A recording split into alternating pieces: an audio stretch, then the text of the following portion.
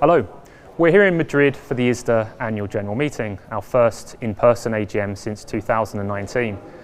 We have a lot on the agenda, from ESG and crypto derivatives to benchmark reform and digitizing derivatives markets.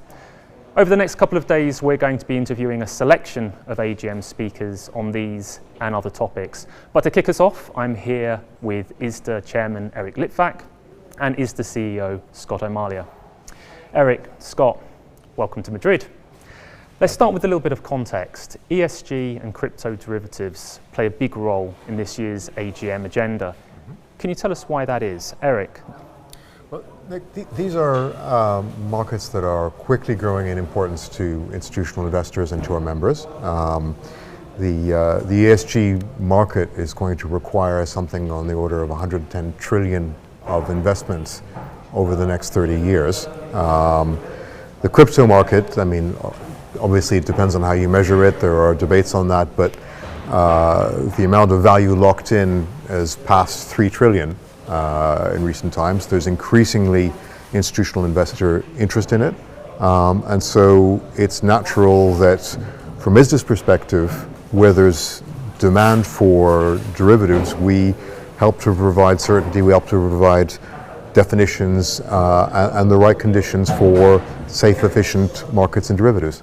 Perfect. So, Scott, can you give a little bit of a perspective on what ISDA's doing in this space? Well, this also happens to coincide with our 35th anniversary of the ISDA Master Agreement. So over the years, we've evolved that document and others like definitional templates and other confirmation templates to really make these more robust and accepting of new products like what Eric mentioned, ESG and crypto products.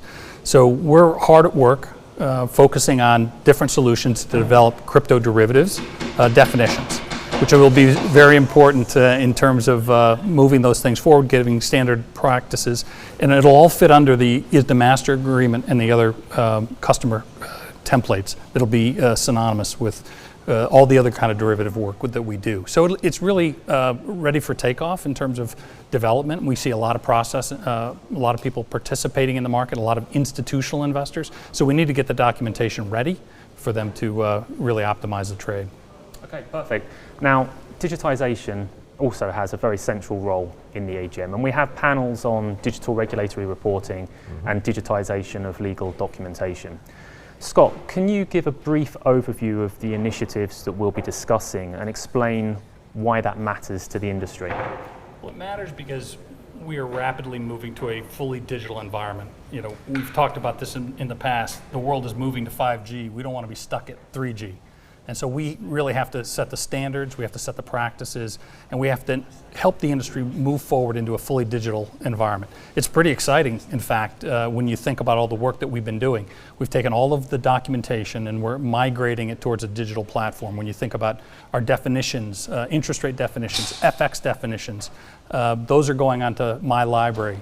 ISDA Create will host the master agreement. So we're moving all of these, the negotiation platforms, the documentation is all moving forward in a digital template so people can consume and utilize that in what will be, in the future, a fully digital ecosystem for derivatives. But it's going to take work, and we're really pushing to drive standards, to bring everybody together to develop that consensus.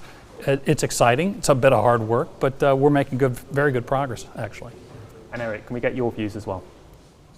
Look, the DRR, as Scott said, this is part of a long-term plan. We made a huge commitment at the ISDA level in terms of making the industry fit for a digital future. The advantage of the DRR is that it will roll out standardization in derivatives reporting, which we know is still flawed, is still fragmented.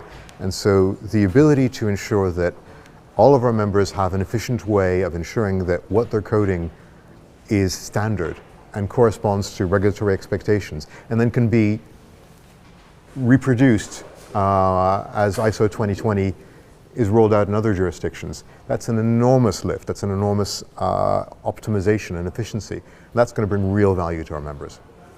So final question.